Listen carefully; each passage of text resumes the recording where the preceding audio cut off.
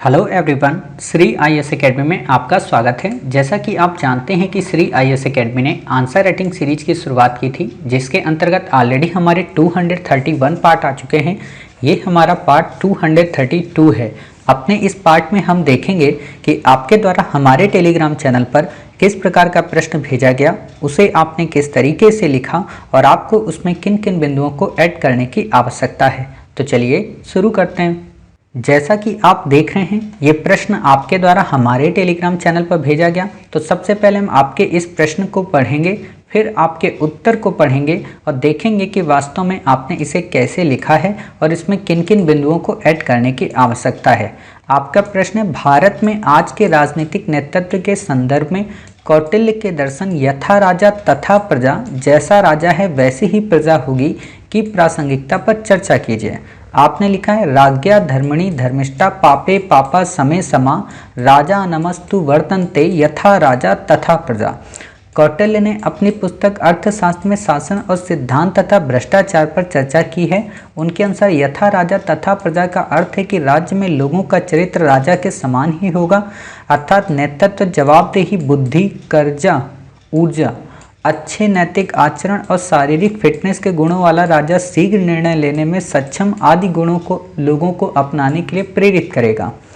वर्तमान में भारतीय राजनीतिक व्यवस्था गंभीर राजनीतिक समस्याओं का सामना कर रही, जैसे धन बल से चुनाव को प्रणाली को प्रभावित करना, अपराधीकरण, वंशवाद, भ्रष्टाचार आदि के साथ साथ दल बदल, गुटबाजी और जाति, धर्म और भाषा के नाम पर ओछी राजनीति। इन सब में फेक न्यूज, चरमपंथी विचारों व असहिष्णुता आदि का सहारा राजनीतिक दलों ने लिया है, जिससे आम जनमानस गहराई तक प्रभावित हुआ है। जबकि भारत के संस्थापकों ने विविधता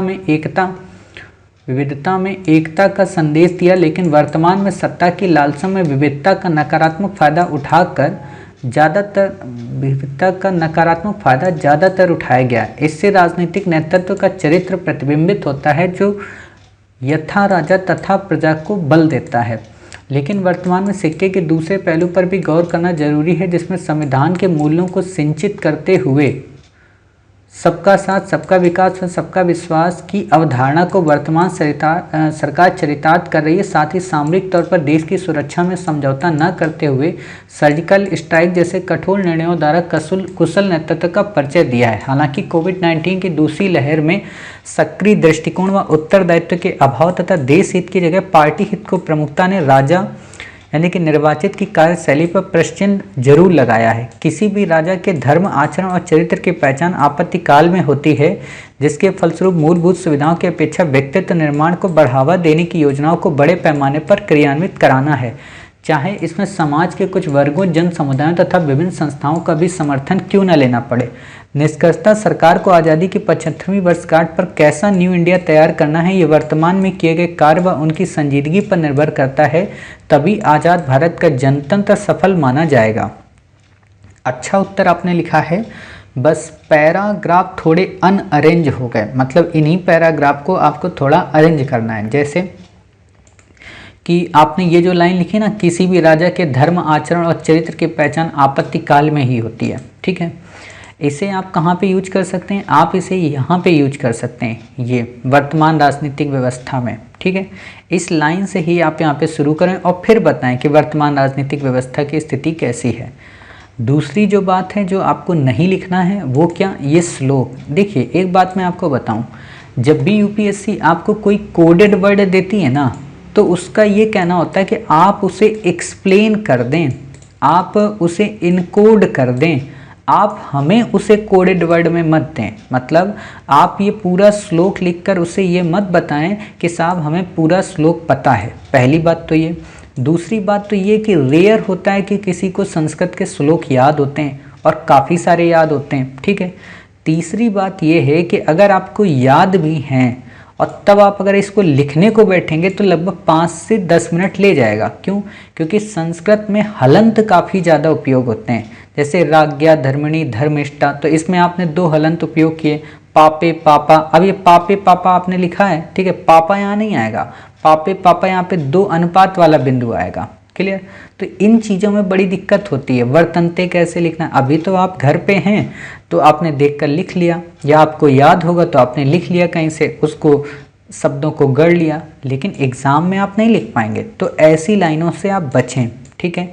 ऐसे में ये उपयोगी हो सकती हैं, एथिक्स में उपयोगी हो सकती हैं, बट आंसर राइटिंग में ये उपयोगी नहीं होंगी, ठीक है। अब आप सोचेंगे सर ये क्वेश्चन तो एथिक्स का ही है, तो क्या इसमें हम उपयोग नहीं कर सकते? कर सकते हैं, लेकिन बात वही है ना कि हमारे पास वर्ड लिमिट कम है और हमारे पास जो क्वेश्चन पूछा गया है उसमें व्यापकता काफ़ी अधिक है। वर्ड लिमिट 150 शब्द है और 6-12 वर्ड अगर आप इसी में इन्वेस्ट कर देंगे तो बाकी आप कैसे लिख पाएंगे जो आपको अदर लिखना है, ठीक है। तो उन चीज़ों को आपको यहाँ पे दर्शाना पड़ेगा। अब प्रश्न उठता है कि इस उत्तर को लिखे कैसे? तो आपने जो इस शुरू में बताया ये काफ़ी अच्छा बताया, ठीक है, कि राजा के अंदर ये गुण होने चाहिए, ठीक है। फिर आपने बताया कि वर्तमान में क्या है, तो आप वर्तमान राजा को देखते हैं तो आप वर्तमान राजा को बताते हुए ये भी बता दें कि किसी भी राजा और किसी भी राज्य की पहचान विपत्ति काल में अधिक देखी जाती है, जैसा कि हाल ही के दिनों में कोविड-19 के पैंडेमिक के फर्स्ट और सेकेंड वेव में देखने को मिला। क्लियर? अब वहाँ पे आप ये चीज़ें बता दीजिए। अब भारत के बारे में पूछ रहा तो भारत पे आपको सेंट्रिक रहना है, ठीक है। अब भारत पे जब आप सेंट्रिक रहेंगे तो आप यहाँ पे ये भी बता सकते हैं कि किस तरीके से भारत में वैक्सीन न हो पाने के बावजूद भी सरकार ने सहयोग और समर्थन और लोगों के मन को जीत कर पूरी तरह से लोगों को केंद्रित रखा। मतलब कि 3 महीने तक लॉकडाउन में सरकार की बात लोगों ने मानी। ये कुशल नेतृत्व का, एक राजा का परसुएट करने की क्षमता पे डिपेंड करता है कि आखिरकार राजा का ये पर्सनैलिटी थी कि उन्होंने कहा कि आप सबको घर पे रहना है तो लोग रहे, और ये उस राज्य के नागरिकों की अच्छी क्वालिटी है कि उन्होंने अपने राजा का आदेश माना। समझ गए? ये चीज़ आपको बतानी है। दूसरी इम्पॉर्टेंट बात जो बतानी है वो ये कि जब आप राजा की चर्चा यहाँ करेंगे तो आप बताएंगे कि यहाँ पे जो राजा है वो वास्तव में वंशवाद का ना होकर इलेक्टेड है। क्लियर? इसलिए उसका उत्तरदायित्व पूर्व के राजा की अपेक्षा या कौटिल्य के राजा की अपेक्षा अधिक है। अतः ये कहना कि जैसा राजा होगा वैसी प्रजा, ये ठीक बात है, लेकिन वर्तमान संदर्भ में राजा वैसा ही होता है जैसी प्रजा चाहती है। समझ रहे? मतलब यहाँ पे उल्टा है आज के सिचुएशन में। देखो पहले क्या होता था, अंधेर नगरी चौपट राजा, ये आपने हमेशा सुना है ना कि ये वहीं से लाइन आती है कि नगरी जो है वो अंधेर है, उसको मतलब ही नहीं कि उनका राजा कैसा है, जैसे घनानंद वगैरह के बारे में आपने सुना है। लेकिन आज तो ऐसा है ना कि अगर राजा जरा सा भी लापरवाह होता है तो जनता उसे सत्ता से बेदखल कर देती है। आप हाल ही के चुनाव देखिए, कितना भी राजा का नेतृत्व कुशल क्यों ना हो, लेकिन अगर राजा कहीं असफल हुआ तो जनता ने उसे बेदखल कर दिया। ठीक है, अब यही चीज़ें आपको यहाँ पे मेंशन करनी होती, क्योंकि कौटिल्य का जो मर्म है, कौटिल्य के मर्म में गणतंत्र नहीं था। समझना, कौटिल्य ने जो ये बात कही है वहाँ पे डेमोक्रेसी नहीं थी, वहाँ पे वंशानुगत व्यवस्था थी, और वंशानुगत व्यवस्था को बेस बनाकर कौटिल्य ने ये स्टेटमेंट दिया। तो क्या वो वंशानुगत व्यवस्था वर्तमान संदर्भ में प्रासंगिक है? तो नहीं है। क्यों नहीं है? पहला तो खंडन उसका डेमोक्रेसी ही है, क्योंकि डेमोक्रेसी में रिस्पॉन्सिबिलिटी अधिक होती है, और जिस राजा के अंदर या जिस डेमोक्रेट्स के अंदर रिस्पॉन्सिबिलिटी नहीं होती है उससे जनता क्या करती है? समाप्त कर देती है, उसे हटा देती है, उसकी जगह पे दूसरे को ले आती है। क्लियर? यानी कि यहाँ पे आप चाहें तो इस प्रश्न के उत्तर को एक नया और डायमेंशन दे सकते हैं कि कौटिल्य के जो राजतंत्र था या कौटिल्य का जो सिद्धांत था वो वास्तव में राजतंत्र पर आधारित था, जिसमें यथा राजा तथा प्रजा का कॉन्सेप्ट था, जबकि वर्तमान संदर्भ में लोकतंत्र है जिसमें यथा राजा तथा प्रजा का कॉन्सेप्ट आएगा। यानी कि उल्टा कर दो आप उसको कि राजा को जैसा जनता चाहे वैसा हो सकता है। अब आप बताइए, लोगों को पसंद है कि मोदी है तो मुमकिन है, लोगों को पसंद था कि अच्छे दिन आएंगे, इसलिए तो उन्होंने राजा को चुना। एक बात बताइए, लोगों के पास ऑप्शन तो थे ना कि आप इस राजा को चुन सकते हैं जो राजा आपको अच्छे दिन लाएगा, या एक ऐसे राजा को चुन सकते हैं जो 70 साल से अच्छे दिन लाने के वादे कर रहा है। तो लोगों ने सोचा कि इंस्टेंट प्रीमियम ले लें हम, जो अभी अच्छे दिन ले आएगा। लेकिन अच्छे दिन आए कि नहीं आए वो एक डिबेटेबल इशू है, वो पॉलिटिकल हो जाता है, उस पर हमें नहीं जाना है। बट समझने का मतलब ये समझिए, लोगों ने क्या किया, सत्ता में किसको चुना। ठीक है, जैसे अभी हाल में बंगाल में चुनाव हुए, क्या राजा ने जनता को चुना था या जनता ने राजा को चुना था? तो जनता ने चुना।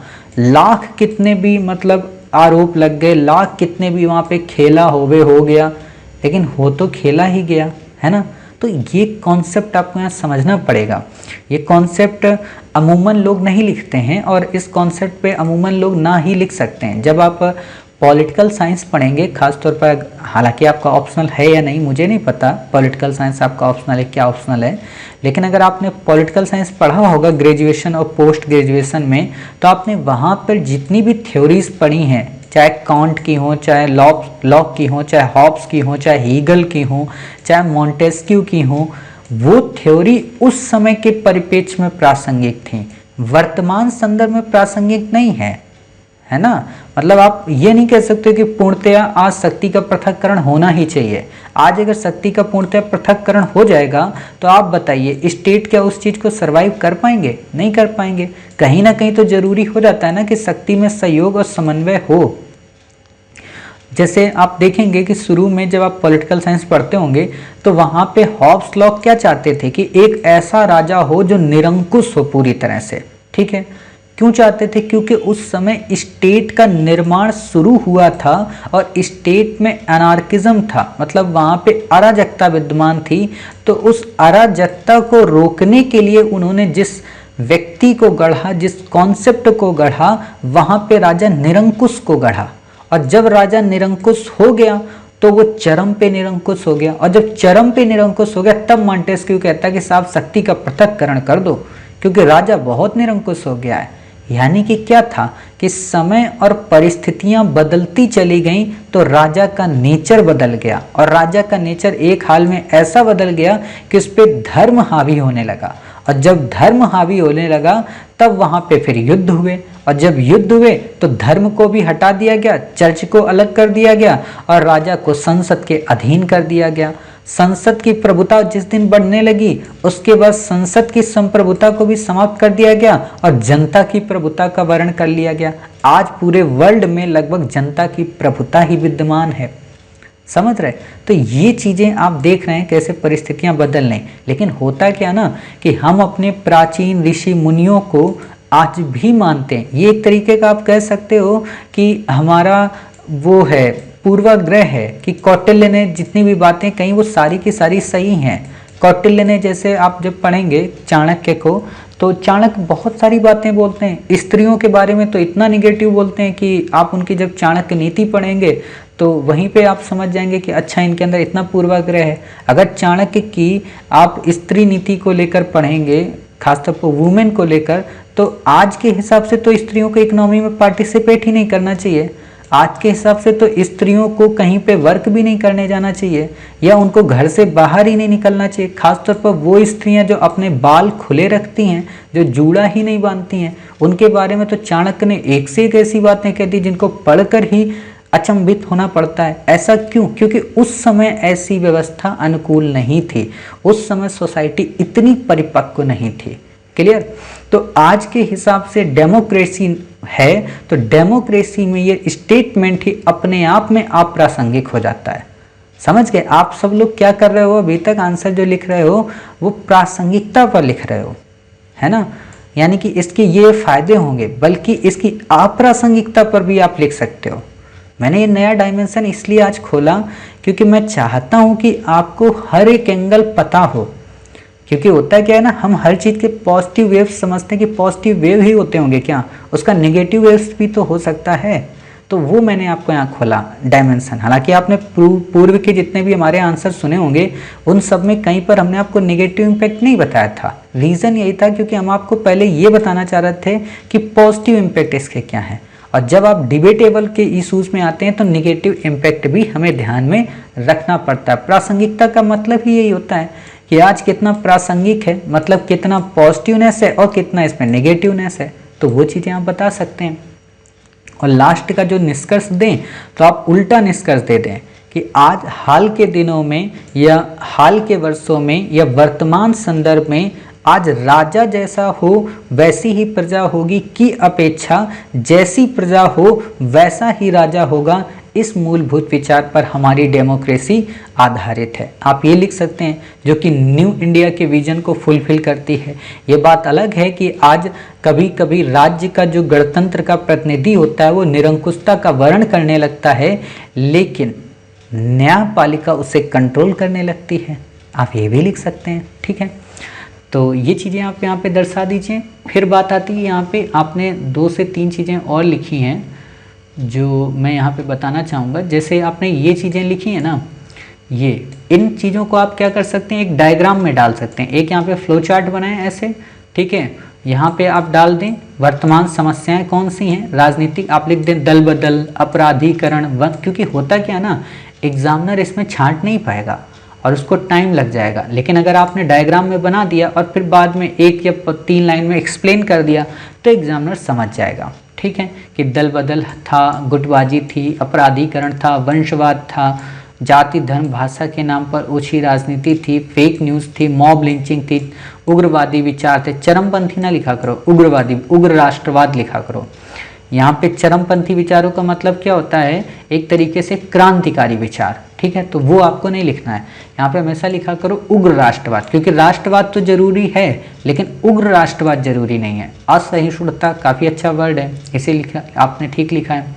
तो ये चीज़ें आप लिखिए, ठीक है।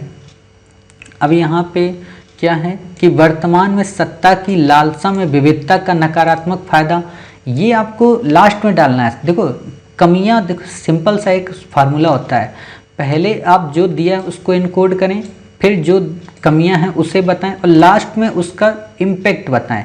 इम्पैक्ट यहीं पर मत बता दें, नहीं तो फिर ऐसा एग्जामिनर को लगेगा कि अच्छा हमने दाल रोटी खा ली, अब हमारा लगता है खाना पूरा हो गया। ये चीज़ नहीं होनी चाहिए, ठीक है। अब यहाँ पे जैसे आपने लिखा है, यहाँ पे देखो फिर से आपने वही बात दोहराई है ना, वर्तमान में सिक्के। इस प्रश्न में आपके वर्तमान काफ़ी बार आए हैं, एक ये वर्तमान आपका आया है, ठीक है। अब यहाँ पे देखिए एक और चीज़, आम जनमानस जबकि लेकिन वर्तमान में, है ना, कई बार वर्तमान आया, तो इतना वर्तमान को रिपीट मत करिए, एग्जामिनर डिस्टर्ब हो जाएगा। फिर सामरिक तौर पर, साथ ही सामरिक तौर पर देश की सुरक्षा में समझौता न करते हुए, ब्रैकेट में इसको डालिए ताकि ये वर्ड आपका काउंट ना हो, ठीक है। सर्जिकल स्ट्राइक उसके कुशल नेतृत्व को प्रदर्शित करता है, ठीक है। अब ये जब हालांकि लिखो ना, इसको दूसरे पैरा से लिखो, नए पैरा से, ठीक। अब लेकिन यहाँ पे दिक्कत क्या होती है ना, जैसे आपने ये लिखा है इसको आपने यहाँ पे कम कर दिया, जबकि इसी पे आपको डिबेट करनी है ज़्यादा से ज़्यादा, ठीक। फिर बात आती है यहाँ पे, देखो वही बात पुरानी रिपीट कर रहे हो आप, किसी भी धर्म, आचरण और चरित्र की पहचान आपत्ति काल में होती है। इसको आप क्या कर सकते हैं, यहीं पे लिखें इस जगह पे, ठीक है ना। तब आप इस लाइन को लिंक करें, जैसा कि मैंने आपको पहले बताया था, जिसके फलस्वरूप मूलभूत सुविधा व्यक्तित्व निर्माण को, देखो व्यक्तित्व निर्माण वाली वही बातें फिर से रिपीट हो रही हैं, तो रिपीट ना करें इनको। समाज के कुछ वर्गों, विभिन्न संस्थानों का समर्थन क्यों ना लेना पड़े व्यक्तित्व निर्माण को। अब ये जो चीज़ें हैं ना, इसको यहाँ पे जोड़ें निष्कर्ष के साथ में, इसको अलग ना रखें। सिंपल सा मतलब ये है कि सजेशन एक जगह दे दें पूरे, ठीक है, समस्या एक जगह बता दें, भविष्यगामी दूरदृष्टि अलग बता दें। जब आप इंग्लिश मीडियम में कभी तैयारी करेंगे तो वहाँ पे 3 से 4 चीज़ें आती हैं, या आपने जब कभी प्रैक्टिकल किया होगा लेबोरेटरी में तो वहाँ पे आपने देखा होगा क्या आता है, पहले कॉन्टेक्स्ट आता है कि आप किस चीज़ का प्रैक्टिकल करने वाले हैं, ठीक है। फिर उसका डिस्क्रिप्शन आता है, मतलब जो आपको पूरे फॉर्मूले उसमें लिखने होते हैं। फिर उसका इम्पैक्ट आता है, क्लियर, और फिर प्रूविंग आता है। तो वही काम किया करें कि पहले आप कॉन्टेक्स्ट बता दें, पूरा इनकोड कर दें, फिर जो फार्मूले हैं उनको बता दें, उसका इम्पैक्ट यानी कि वे फॉरवर्ड बता दें, और जाते जाते उसको क्या कर दें, प्रूफ कर दें कि हाँ साहब ये बातें इसमें होनी आवश्यक है, जो निष्कर्ष के तौर पर आप वहाँ पे लिख सकते हैं, ठीक है। अब जैसे इस लाइन को आप ऐसे भी लिख सकते हैं, निष्कर्षता, यहाँ पे 1 मिनट, हाँ, इस लाइन को आप यहाँ से जोड़ दें, ये जैसे कौटिल्य का यथा राजा तथा प्रजा है, ठीक है। उपर्युक्त बातों से, हर जगह निष्कर्षता वर्ड नहीं आता है। अब आप यहाँ ये लिख सकते हैं कि उपर्युक्त बातों से स्पष्ट है कि कौटिल्य के सिद्धांत यथा राजा तथा प्रजा वर्तमान में यथा प्रजा तथा राजा की प्रासंगिक भूमिका पर आधारित है, जो न केवल संकल्प से सिद्धि के प्रोग्राम के लिए प्रेरित है, बल्कि आज़ादी की 75वीं वर्षगांठ पर अपने युग दृष्टाओं के उस संकल्प पर आधारित है जिसमें वो न्यू इंडिया के निर्माण की बात कर रहे थे, जिसमें सबका साथ, सबका विश्वास और सबके विकास की बात निहित होती है या निहित है। क्लियर? आप ऐसे भी इसको लिख सकते हैं तो आपका उत्तर और बेहतरीन हो जाएगा। क्लियर? बाकी ये वर्ड आपका अच्छा है, संजीदगी, और हिंदी भी आपकी अच्छी है। बस ये काम और करें, जैसे ये लाइन इतनी छोड़ रहे हैं, इतनी लाइन यहाँ पे ना छोड़ें। इससे तो ऐसा लग रहा है जैसे आपने पहले आंसर लिख लिया फिर आपने लाइन खींची है, तो ये काम मत करिए। मतलब यहाँ से लिखना शुरू करिए, ये साइड इतनी लाइन नहीं छोड़ना है। फर्स्ट टाइम पे आप यहाँ पे भले इतना छोड़ सकते हैं, और इस राजा धर्मगिरी इस बात पे मत लिखिए क्योंकि टाइम लग जाएगा आपको। ठीक है, उम्मीद है आप समझ गए होंगे। मिलते हैं आप ही के द्वारा भेजे गए एक नए प्रश्न के उत्तर के साथ। तब तक अपना ख्याल रखिए और स्वस्थ रहिए।